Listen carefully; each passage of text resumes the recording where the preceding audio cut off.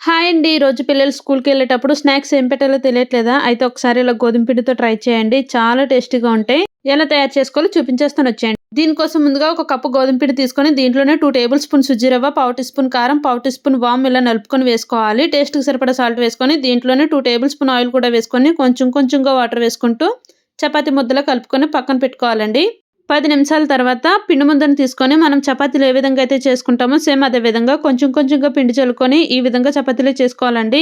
ఈ మాత్రం మందంగా ఉండేటట్టు చూసుకోవాలండి. తర్వాత కత్తితోని అడ్డంగా నిలువుగా డైమెన్షన్ షేప్‌లో కట్ చేసుకోవాలి. మరీ చిన్నవిగా కాకుండా మరీ పెద్దవిగా కాకుండా మీడియం సైజులోని పీసెస్‌లా కట్ చేసి ఒక ప్లేట్‌లోకి తీసి పక్కన పెట్టుకోవాలి. తర్వాత స్టవ్ ఆన్ చేసి కడాయి పెట్టుకొని డీప్ ఫ్రైకి సరిపడా ఆయిల్ వేసుకొని ఆయిల్ బాగా హీట్ అయిన తర్వాత ఇలాంటి జల్లెడ లాంటి గరిటెతోని కొన్ని పీసెస్ వేసుకొని బాగా డీప్ ఫ్రై చేసుకోవాలి. ఇలా గోల్డెన్ కలర్ వచ్చేంత వరకు డీప్ ఫ్రై చేసుకొని పక్కకి తీసేసుకోవాలి. అంతేనండి, గోధుమ పిండితో చెక్కలైతే రెడీ అయిపోతాయి. చాలా టేస్ట్‌గా ఉంటాయి. తప్పకుండా ట్రై చేయండి. Bye bye.